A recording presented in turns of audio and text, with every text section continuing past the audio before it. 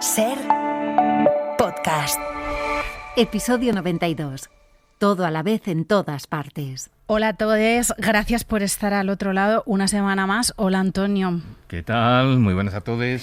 Siempre insistimos, Antonio, en ser un podcast semanal. Nuestro trabajo nos costó en parte por la actualidad cultural, porque nos apetecía mucho darle cobertura a productos que no salían en ninguna parte, pero en parte por la velocidad con la que se suceden los retrocesos y ataques a nuestro colectivo. Desde hace poquito somos delincuentes en Burkina Faso, las personas LGTBIQ+. En este episodio también vamos a hablar de persecución al colectivo en Guinea con la activista trans Rusli Kachina, que tuvo que salir huyendo del país, y con Sara Canals, corresponsal en Estados Unidos, que nos cuenta cómo Trump continúa su ofensiva contra los derechos LGTBI, censurando, por ejemplo, algo tan rocambolesco como el coro de hombres gays de Washington. Pues lo de Trump en Estados Unidos es solo un ejemplo de lo que puede suceder en España si gana la coalición de la derecha con la ultraderecha. Hace muy pocos días hemos podido escuchar cómo un antiguo juez del Supremo atacaba a la ley trans y cómo se mofaba de las mujeres trans. No podremos decir que no estamos avisados. Lo normal. El podcast de Antonio Nuño y Nerea Pérez de las Heras.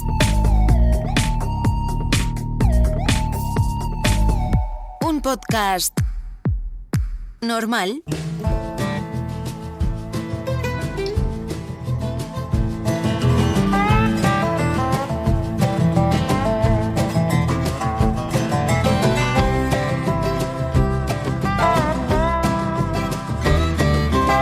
En el episodio 37 de Lo Normal hablamos del documental Homofobia de Estado de Richard Duelzu. Un documental que relata cómo gays, lesbianas, bisexuales y transexuales son condenados al ostracismo en Guinea Ecuatorial, cómo dejan de existir política, social e incluso familiarmente. En aquella película se contaba sobre todo la historia de dos hombres gays, Ángel y Gonzalo, pero nosotros queremos ocuparnos hoy de la situación de las personas trans, fundamentalmente de las mujeres trans en la antigua colonia española. Rusli Kachina es ecuatoguineana y fue cofundadora en 2016 de la ONG Somos Parte del Mundo. En 2022 tuvo que huir de su país debido a la violencia generalizada que se practicaba con las mujeres trans en el mismo. Rusli, ¿qué tal? No me quejo, encantada, mucho gusto. Nos contaban entonces que Guinea había recuperado una ley española, la famosa de vagos y maleantes, y que se había iniciado una persecución sin cuartel hacia las personas del colectivo. ¿Cómo afectó esto a las personas trans y especialmente a las mujeres trans? Pues la ley está que casi la mitad del colectivo LGTBIQ+ en Guinea Ecuatorial, o como diríamos en estas lenguas nativas, Nangue Tashipoto, Kumzang o Pacajón, para referirse a la persona del colectivo, muchas de nosotras la desconocíamos. Sí, la desconocíamos hasta que se fundó el colectivo en 2016, que empezamos a indagar un poquito en cuanto a las leyes. Nos dimos cuenta que todavía seguían vigentes la de peligrosidad civil, vagos y maleantes. El Código Civil Militar franquista seguía latente en Guinea Ecuatorial. ¿Y cómo nos afecta esto? Porque principalmente yo creo que las mujeres trans y los hombres trans, en su minoría a veces, somos como la cara del colectivo LGTBI. Porque a más de la orientación sexual y la identidad de género, se condena mucho la expresión de género. Y es como que las mujeres trans no podemos escondernos, no podemos esconder nuestra expresión de género. Y ha perjudicado latentemente porque simplemente una niña trans de 8 años que se expresa como tal, una niña sin la etiqueta de trans que es necesaria, sus padres ya la llevan a las terapias de conversión en casas de sanación y en iglesias católicas o evangélicas. Vamos a ir hablando de todos estos aspectos, pero vamos con tu caso particular. Tú eres una niña trans y tienes un hermano gemelo que era un niño trans. ¿Cuándo empezasteis a visibilizaros como tal y cuál fue la reacción del entorno familiar? Fíjate que yo de pequeña lo único que quería hacer, cuando me preguntaban qué quieres ser, yo contestaba literalmente, quiero ser una niña. Que yo creo que me han arrebatado la infancia, pero no me refiero dentro de mi hogar, sino mi comunidad. ¿Sí? Mi hermano gemelo es un chico trans, mi hermano gemelo mellizo es un chico trans, y nosotros como tal no nos dimos cuenta de qué era, qué significaba ser trans, ¿no? Y a partir de los 4 años, me acuerdo que mi primera peluca me lo regaló mi madre, mi primera muñeca me lo compró mi padre, pero yo crecí en una familia católica apostólica romana, ¿sí? Y completamente franquista. En Guinea Ecuatorial, como la España congelada en África. Y para nosotros no supuso ningún problema hasta el momento que empezamos a ir al colegio. que mi padre un día nos reveló claramente que solamente podía protegernos dentro de casa, pero fuera teníamos que cumplir con los roles de género masculino y femenino. Yo tenía que comportarme como un niño y mi hermano como una niña. Ahí empezó nuestro problema de qué somos, quiénes somos. Y mis padres ni siquiera tenían la respuesta de eso. Evidentemente en la adolescencia es muy difícil, como dices, ocultar quién realmente eres. ¿Cómo lo llevas tu hermano y tú, el hecho de, pues, lo que dices, de tener que ser tú un niño y tu hermano una niña? Yo creo que lo peor que me ha podido pasar es como nacer en Guinea Ecuatorial con una familia que no tiene tanta información en un contexto social tan hostil como lo es, y que presionan tanto a la masculinidad, porque de mí se esperaba mucho, ¿no? Como hijo varón, único hijo varón de mi madre, se esperaba que herede el apellido de mi padre, la posición en la familia, que tenga hasta más voz en casa que mi madre, ¿no? Pero mi hermano y yo fue un poquito traumático. ¿Por qué? Porque no teníamos herramientas suficientes, no teníamos referentes, no había una televisión donde ver dónde están las personas queer y más africanas, ¿no? Y lo único que podíamos hacer es de camino al colegio, de hecho lo cuento en mi libro, mi hermano y yo siempre nos intercambiábamos la ropa, ¿no? Yo le daba mis pantalones y mi corbata y él me daba su vestido de uniforme, pero cada vez que llegábamos al colegio nos volvían a intercambiar la ropa, ¿no? Era como jugamos a ser quienes somos en casa, pero en la calle teníamos que escondernos constantemente. Por ejemplo, yo en el colegio, los cuadernos de Rubio de caligrafía, me suspendieron muchos cursos porque yo no escribía como un hombre. Fíjate hasta dónde. Has hablado antes también de las terapias de conversión. ¿En cómo consistían esas terapias? ¿En qué consistían y en qué siguen consistiendo? Porque se siguen llevando a cabo y el Estado no está velando porque se paren todos esos actos atroces, ¿no? Las terapias de conversión hay diferentes. Por ejemplo, en las casas de sanación consisten en tenerte en una casa de sanación con un curandero tradicional, un sacerdote tradicional que se encargará de darte alucinógenos. Uno de ellos súper famoso es el eboga, que es una planta que te la dan durante toda la noche. Estás alucinando, bailando alrededor del fuego, te bañan con sangre de animal. Se hace alejado de la ciudad, ¿no? En otros casos es como en la Iglesia Católica, que yo conozco nombre de curas chilenos, argentinos que han estado en Guinea Ecuatorial y han sometido a jóvenes adolescentes a terapias de conversión. En los peores de los casos suele ser la maternidad y la paternidad forzada, que ese se da más a los hombres y a las mujeres trans. Lamentablemente, los hombres trans con los que yo he trabajado desde 2016, muchos de ellos tienen ahora mismo 3 o 4 hijos de embarazos forzados, que sus padres han consentido desde los 13, 14 años que un señor embajador, diputado o un abogado o un juez tenga que abusar sexualmente de su hijo trans y él recibir dinero a cambio. Has diferenciado lo que es el Estado de lo que es la sociedad en la que os desarrolláis. Supongo que ese sistema tribal sigue imperando en la sociedad guineana, ¿no? Sí, lamentablemente hasta el día de hoy. ¿Y cómo es ese sistema tribal? Pues yo diría que está muy alejada de lo que el Estado reconoce del pueblo, ¿sí? Porque es como cada tribu, de hecho cada pueblo de Guinea Ecuatorial reacciona de una manera diferente a lo que es el tema homosexual, ¿no? O las personas del colectivo LGTB, porque somos 6 pueblos y los fans reaccionan de otra manera, los bubis tienen una manera diferente de la terapia de conversión, los undowes también, y como no se está documentando la realidad que sufren las personas del colectivo, pues no es difícil identificar cómo trabajan. Y en esta situación, ¿qué salida le queda a una mujer trans que decide seguir adelante con su identidad? Una mujer trans que decide salir adelante con su identidad, yo creo que la única salida que le toca es migrar, el exilio, como me ha tocado a mí. Porque mucha gente dice, es que vive la gente trans en el país. Digo, sí, pero es fácil vivir en un estado en el que tú no sabes cuáles son tus derechos y tampoco puedes reivindicarlos. Porque es lo que pasa en Guinea Ecuatorial. Las mujeres trans no conocen sus derechos. No tenemos ni siquiera derecho a la educación. A los 12, 13 años están viviendo en situación de calle, en extrema pobreza y con muchas enfermedades que ni siquiera las permiten. O sea, el tratamiento de esas enfermedades simplemente por su expresión de género. Y lo único que nos toca es ese exilio. ¿Hay alguna salida que no sea la prostitución? ¿Alguna salida laboral que no sea la prostitución para estas mujeres? Es que ni siquiera la prostitución. No se vive del trabajo sexual en Guinea Ecuatorial. Es imposible. Ninguna mujer trans en Guinea Ecuatorial puede decir que ha vivido del trabajo sexual, porque ni siquiera eso. Y la única salida pues ya sería hacer trenzas en el barrio, quizás algo de costura o simplemente trabajos de lo que se consideran trabajos del hogar. ¿Y son muchas las que deciden renegar de su identidad y se masculinizan? Demasiadas. Estamos hablando del 70% de las mujeres trans. De hecho, muchas las veces los hombres gays del colectivo nos repiten constantemente que no renunciéis al privilegio de la masculinidad africana para ser mujeres trans. Entiendo que en Guinea no existe algo parecido a una transición, así como la conocemos aquí, ¿no? No, en Guinea Ecuatorial lo único que trabajamos nosotras como la transición es la transición social. De hecho, dentro del colectivo, las charlas que hemos dado, nos hemos dado cuenta que las mujeres trans, como mucho, tienen la necesidad de una transición social real y efectiva y una transición quirúrgica a futuro, pero no la farmacológica. Y las que sí necesitan o demandan la transición farmacológica es que no pueden acceder a ella porque es ilegal. Rusli, tú señalas que esa transfobia no es propia de las sociedades africanas, que viene impuesta por la herencia sociocultural y sobre todo religiosa, ¿no?, de los países que os invadieron. Sí, es como esa herencia colonial. De hecho, yo lo repito constantemente en mis vídeos en redes sociales, que hago contenido sobre África precolonial y postcolonial y las leyes.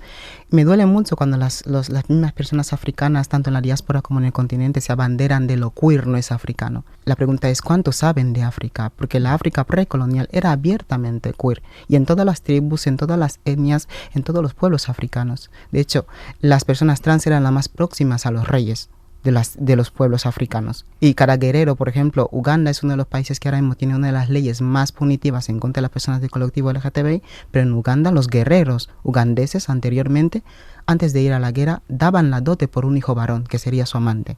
También tendríamos que decir que muchas veces, como tú decías antes, hablamos de África como si fuera una unidad.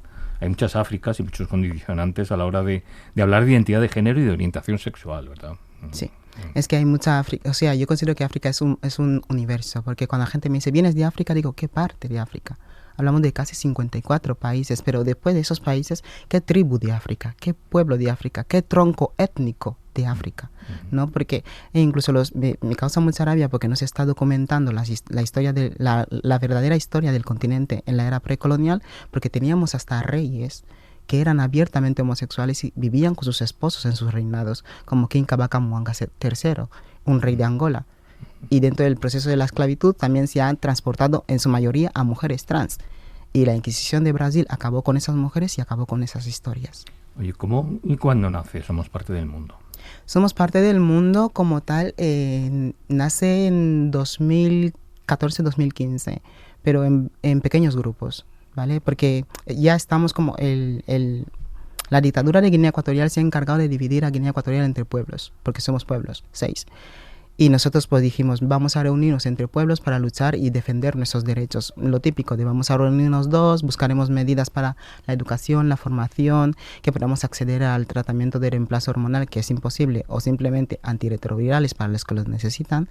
Y nos dimos cuenta que un día Luis Megal, que fue embajador de España en Guinea Ecuatorial, hizo un evento cultural en el Centro Cultural hablando sobre la temática LGTBI, ¿no? Como el primer evento LGTBI abiertamente, entre comillas, porque es a puerta cerrada. Es el Centro Cultural Español, así que es a puerta cerrada, solamente España, ¿no? Y cuando supimos de esa noticia, pues todos los pequeños grupos de fan, bubis, andoboneses que ya existían, decidimos unificarnos, ¿no? Y nosotros el grupo de bubianoboneses que teníamos el nombre de Somos Parte del Mundo como colectivo y otros que eran Diverge, pues dijimos, mira, en vez de estar luchando aquí entre tribus, ya siendo con esas intersecciones que nos cruzan, perteneciendo al colectivo LGTB, pues unamos nuestras fuerzas. Y ya de manera institucional o estructurada nace en 2016, cuando ya empezamos como a pedir ayudas a las embajadas, a hablar con abogados, a mirar leyes internacionales que puedan ampararnos. ¿Y cuál es la respuesta del régimen de Obiang a vuestro nacimiento? Pues el régimen de Obiang hasta el día de hoy no ha permitido que nos legalicemos como organización. Y esa es una estrategia que normalmente para él es buena, porque no permite que otras organizaciones fuera del país pues puedan colaborar con nosotros, porque necesitan que seamos una institución legal.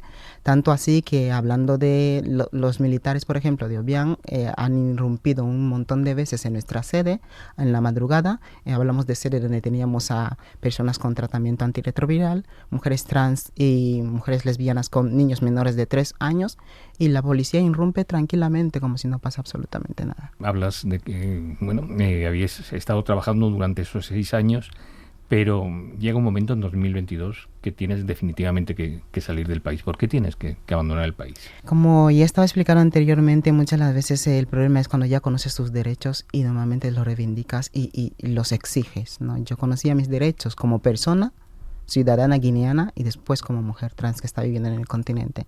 En 2019, cuando intentaron crear un proyecto de ley, un anteproyecto de ley que iba a regularizar la vida de las personas trabajadoras sexuales y las personas del colectivo LGTBI, se empezó a dar una redada en contra de las personas trans en el país, en la capital, Malabo.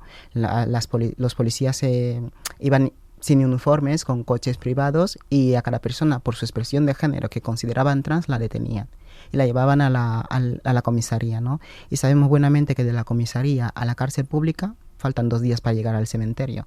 Pues mi vida estuvo en peligro. Porque mi compañera Trifoña Melibea me llamó y me dijo: Rusli, escóndete, hasta que las aguas no estén bien, no salgas. Y todas nos tuvimos que esconder, Melibea y todas nos escondimos. ¿Qué pasa? Después de esto yo me di cuenta que yo no podía seguir viviendo en un país donde denuncio las atrocidades que se hacen en contra del colectivo, salgo en periódicos nacionales, voy a eventos internacionales hablando de esto, porque algún día desapareceré como mis compañeras, porque cualquier día aparecían una muerta y teníamos que enterrarlas, ¿no?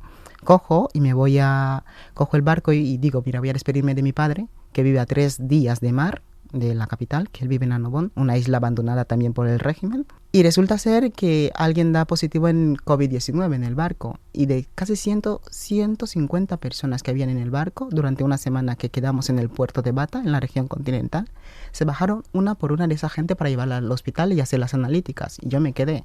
¿Qué pasa? Llega un policía y dice que quitemos la documentación y que nos identifiquemos como hombres o mujeres. Ahí estaba mi problema, que yo me coloqué en la fila de mujeres y cuando vinieron a apuntarme por la documentación era una documentación masculina. Me amenazaron con desnudarme ahí enfrente de todo el mundo y torturarme. Y nadie dijo nada. Mis compañeros de Somos Parte del Mundo en Guinea Ecuatorial tuvieron mucho miedo porque sabían que ahí mismo podían hacer conmigo lo que quisieran.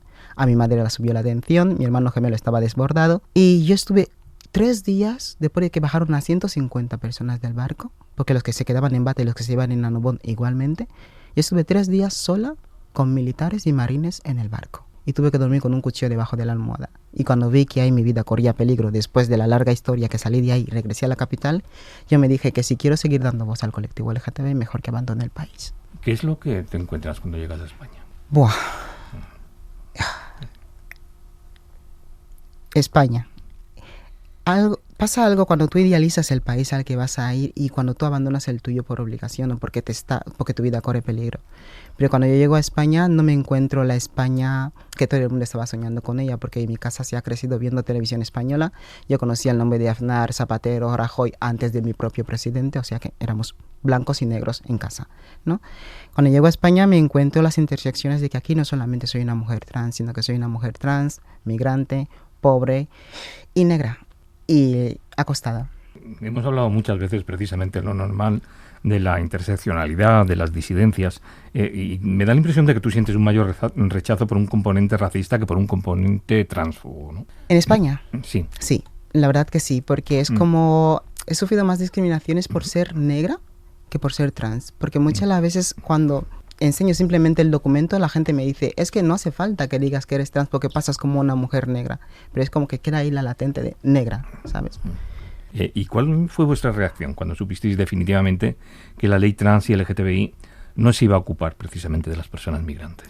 Pues yo me llevé una gran decepción, pero yo creo que ya la que yo definiría como decepción trabajada, porque desde el momento del borrador, yo me acuerdo claramente que yo estaba viviendo en Barcelona, Cataluña, yo iba a las reuniones que se estaban haciendo para hablar sobre el borrador, ¿no? Pero una compañera trans dejó bien claro, cuando yo di mi opinión, dejó bien claro que las mujeres migrantes no tenemos nada que hacer dentro de esa ley, porque esa ley se ha creado únicamente para proteger a las mujeres trans españolas y como mucho europeas. De estas que tú dices, es una broma. Yo vengo a Madrid y cuando vengo a Madrid también ha habido políticas y figuras importantes trans que en su día en foros me han dicho claramente que nosotras las migrantes todavía no tenemos que reflejar en esa ley. Es como que se habla mucho por nosotras pero no con nosotras. Veo a muchas personas trans también abanderando de las personas migrantes tienen que estar incluidas, pero ¿dónde estamos en esta ley? Porque las mujeres trans migrantes no llegaron ayer.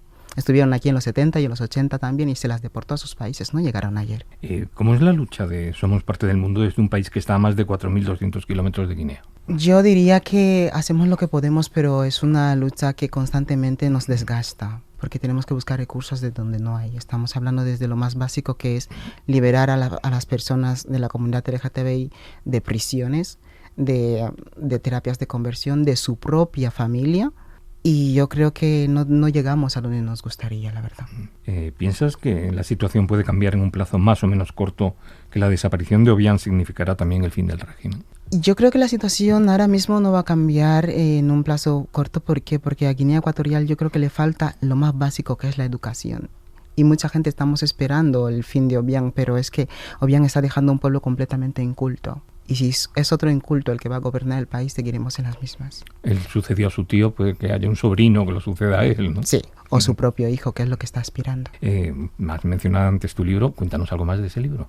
Bueno, mi libro salió a finales del año pasado, Adivina quién soy yo, es el título.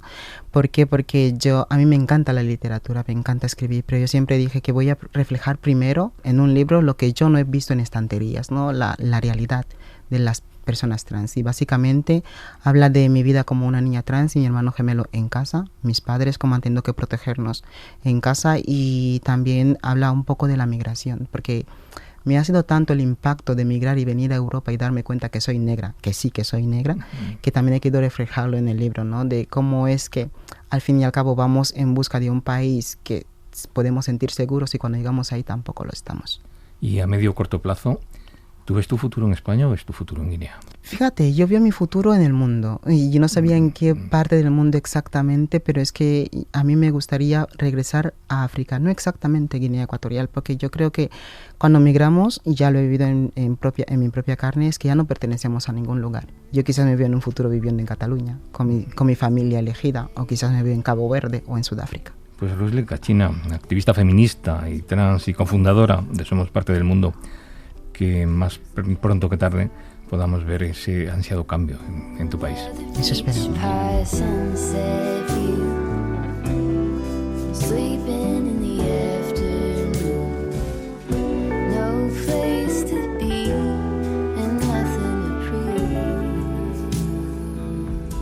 Aparte de los ataques directos hacia nuestro colectivo, fundamentalmente hacia las personas trans, Trump ha iniciado también una campaña para destruir todos aquellos vestigios culturales que puedan ir contra su ideología, lo que él llama la cultura woke. La corresponsal de La SER en Washington, Sara Canals, ha hecho un repaso por algunos de estos ataques. A los pocos días de tomar posesión, Donald Trump decidió tomar el control del teatro más prestigioso de Washington, el Kennedy Center. Echó a toda la cúpula directiva y la nueva junta le votó como presidente y director artístico. El objetivo, eliminar todo lo woke de su programación. Días después cancelaron varias funciones de su cartelera, como por ejemplo la actuación anual del Coro de Hombres Gays de Washington, un grupo que lleva en activo 45 años. Soy Alessandro Valera, vivo en Washington, soy un consultor para ONGs y también canto en el coro de los hombres gays de Washington. El coro me ha cambiado la vida de muchas maneras, porque justo es una intersección entre expresión artística y activismo. Ha sido la banda sonora de muchos eventos positivos, cuando se aprobó el matrimonio igualitario en este país, pero también eventos muy difíciles, como cuando la pandemia del SIDA golpeó a la comunidad gay de este país y de todo el mundo. Alessandro es uno de los 300 componentes de este grupo que ha llegado a actuar en la Casa Blanca de Barack Obama, y nos cuenta que con el regreso de Trump al poder todo ha cambiado. Y nosotros fuimos entre los primeros en ser cancelados. A mí me llegó la noticia por redes sociales antes de que me llegara del coro mismo, porque el coro mismo se enteró después. Nunca nos lo comunicaron directamente. Cuando fueron obligados a comunicarlo, dijeron que había un cambio de agenda. Y fue un momento de mucha tristeza para nosotros, pero de ahí también empezaron a suceder cosas que nos pusieron muy felices.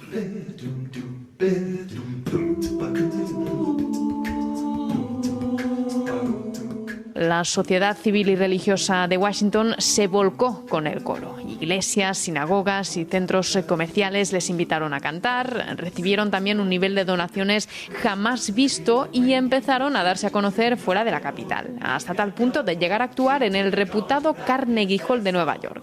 Y en unas semanas se emprenderán una gira en autobús por los estados del sur del país, la zona más conservadora de Estados Unidos. Nuestra presencia es importante no solo en los teatros de ciudades liberales como Washington o Nueva York, pero es importante que la gente nos vea, nos escuche y también se dé cuenta que somos personas iguales al resto y que no somos ningún peligro. Así que Alessandro no pierde la esperanza. La historia no está hecha por progreso constante. A veces tenemos que hacer un pasito atrás para agarrar fuerza y seguir adelante. Yo creo que esa no es una derrota final ni para nuestro coro ni para los derechos de las personas LGTB. Es un momento difícil, pero tengo esperanza que si seguimos cantando, si seguimos luchando, vamos a divertirnos, vamos a crear impacto y vamos a tener un logro político también.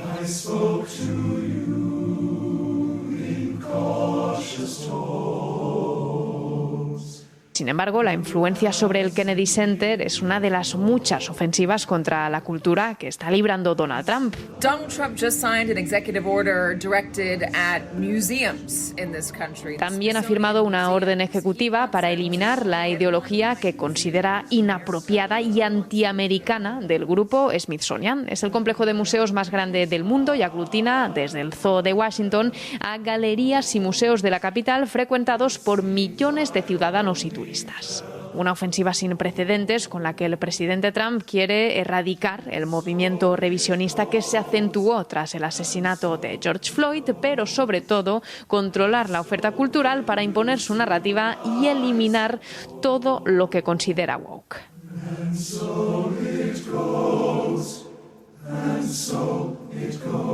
Hace unos días, un ex magistrado del Supremo, Javier Borrego, invitado por Vox, arremetía en el Congreso contra la ley trans y se mofaba de las mujeres trans. La Federación Estatal LGTBI+ ha decidido tomar cartas en el asunto. Ángeles Blanco es la vocal de delitos de odio de la Federación y firma la columna de este episodio.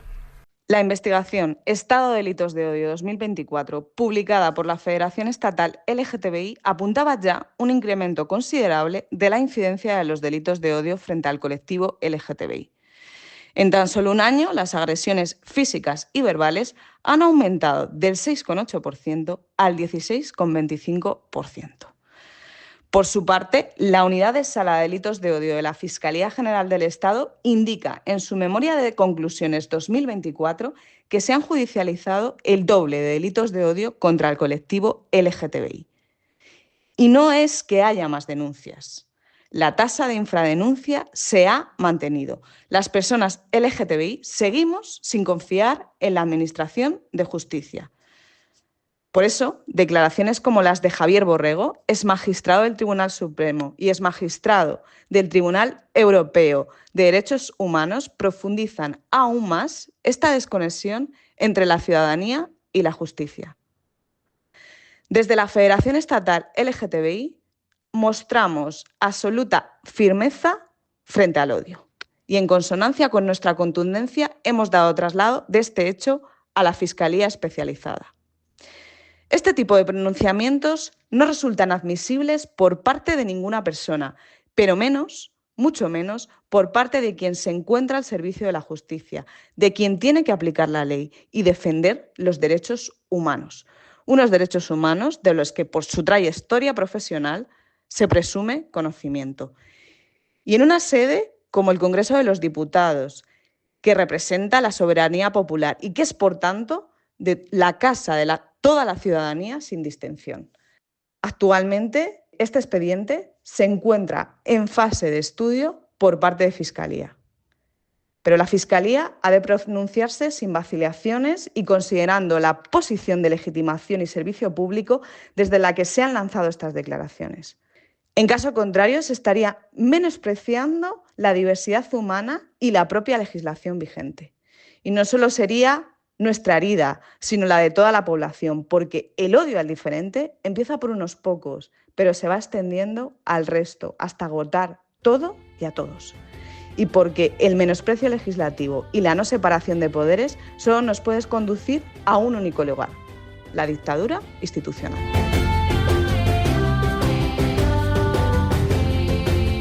No todo van a ser malas noticias. Estamos viendo algunos atisbos de que hay algunos territorios gobernados por la ultraderecha que están mostrando ya su hartazgo. Es el caso de Argentina o de Hungría. Esperemos que nosotros no tengamos que llegar a pasar por semejante trance.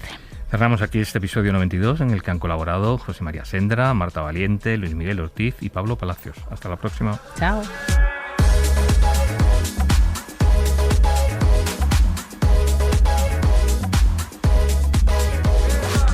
Lo normal es una producción de Ser Podcast.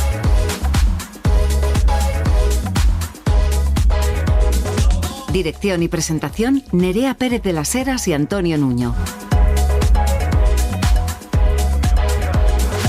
Guión y producción, Tony Quart. Realización, Alberto Valles.